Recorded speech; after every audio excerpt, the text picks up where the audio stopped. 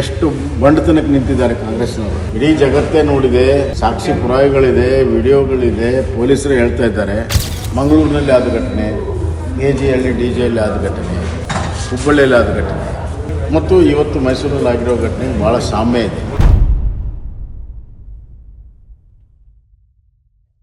ಉದಯಗಿರಿಯಲ್ಲಿ ದಾಳಿ ಆಗಿದೆ. ಪೊಲೀಸರ ಮೇಲೇ ಪುಂಡ್ರು ದಾಳಿ ಮಾಡಿದ್ದಾರೆ.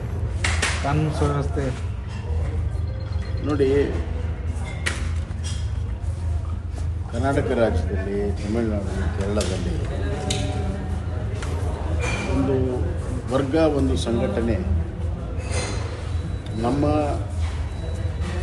ದೇಶ ಮತ್ತು ಈ ವ್ಯವಸ್ಥೆನೇ ಚಾಲೆಂಜ್ ಮಾಡೋ ರೀತಿಯಲ್ಲಿ ಕಾರ್ಯಚಟುವಟಿಕೆಗಳಿದ್ದಾವೆ. ಅದರಲ್ಲಿ PFI ಬ್ಯಾನ್ ಆಗಿದೆ. ಆದರೂ ಕೂಡ ಆ ಸಂಸ್ಥೆಯ ಸದಸ್ಯರು ಬೇರೆ ಬೇರೆ ಹೆಸರಿನಲ್ಲಿ ಕಾರ್ಯಾಚರಣೆ ಮಾಡ್ತಾ ಇದ್ದಾರೆ.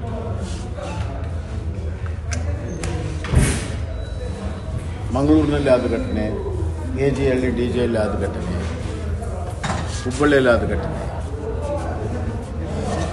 ಮತ್ತು ಇವತ್ತು ಮೈಸೂರಲ್ಲಿ ಆಗಿರೋ ಘಟನೆಗೆ ಭಾಳ ಸಾಮ್ಯ ಇದೆ. ನಮ್ಮ ಸರ್ಕಾರ ಇದ್ದಾಗ ನಾವು ಅದಕ್ಕೆ ಕಠಿಣವಾದ ಕ್ರಮ ತೆಗೆದುಕೊಂಡಿದ್ವಿ. ಹಲವಾರು ಜನರಿಗೆ ಜೈಲಲ್ಲಿ ಹಾಕಿದ್ವಿ, ಎಲ್ಲ ಮಾಡಿದ್ವಿ. ಈ ಸರ್ಕಾರ ಬಂದ ಮೇಲೆ ಹುಬ್ಬಳ್ಳಿಯ ಘಟನೆಯ ಎಲ್ಲರನ್ನೂ ಕೂಡ ಅವರ ಮೇಲಿರೋ ಕೇಸ್ಗಳನ್ನು ಹಿಂತಕ್ಕೆ ಏನು ಹೇಳಿದ್ರೆ ಅವರೆಲ್ಲ ಇನ್ನೋಸೆಂಟು, ಪಾಪ ಅಮಾಯಕರು.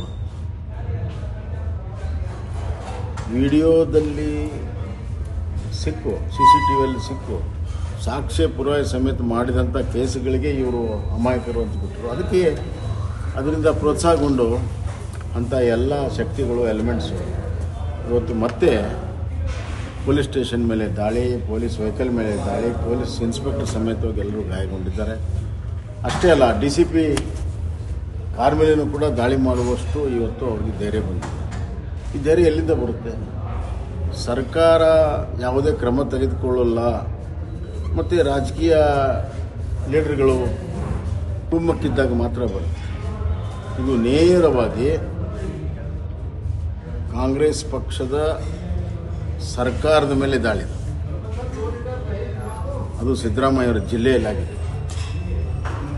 ಮುಖ್ಯಮಂತ್ರಿಗಳು ಇದನ್ನು ಎಷ್ಟು ಸೀರಿಯಸ್ ತೊಗೊಳ್ತಾರೋ, ಗಂಭೀರ ತೊಗೊಳ್ತಾರೋ, ಏನು ಆ್ಯಕ್ಷನ್ ತೊಗೊಳ್ತಾರೋ ನೋಡಬೇಕಾಗಿ.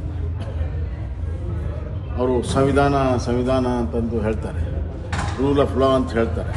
ಇವತ್ತು ರೂಲ್ ಆಫ್ ಲಾ ಪ್ರಕಾರ ಆ್ಯಕ್ಷನ್ ತೊಗೊಳ್ತಾರೋ, ಸಂವಿಧಾನ ತೊಗೊಳ್ತಾರೋ, ಅಥವಾ ಯಥಾ ಪ್ರಕಾರ ತುಷ್ಟೀಕರಣದ ರಾಜಕಾರಣ ಹೆಂಗೆ ಹುಬ್ಬಳ್ಳಿ ಜನ ಅಂದ್ಬಿಟ್ರು ಆ ರೀತಿ ತೊಗೊಳ್ತಾರೆ ಅನ್ನೋದ್ರ ಮೇಲೆ ಜನ ಇದು ಒಂದು ಸಂವಿಧಾನಬದ್ಧ ಸರ್ಕಾರವೋ ಅಥವಾ ಕೇವಲ ರಾಜಕಾರಣಕ್ಕಾಗಿ ಇವರು ಆಡಳಿತ ಮಾಡ್ತಾ ಇದ್ದಾರೋ, ರಾಜಕೀಯ ಲಾಭಕ್ಕಾಗಿ ಅನ್ನೋದು ಭಾಳ ಸ್ಪಷ್ಟವಾದ ನಿರ್ಧಾರ ಜನ ಮಾಡ್ತಾರೆ. ಸರ್, ಈಗ ನೋಡಿ, ಎಷ್ಟು ಬಂಡತನಕ್ಕೆ ನಿಂತಿದ್ದಾರೆ ಕಾಂಗ್ರೆಸ್ನವರು.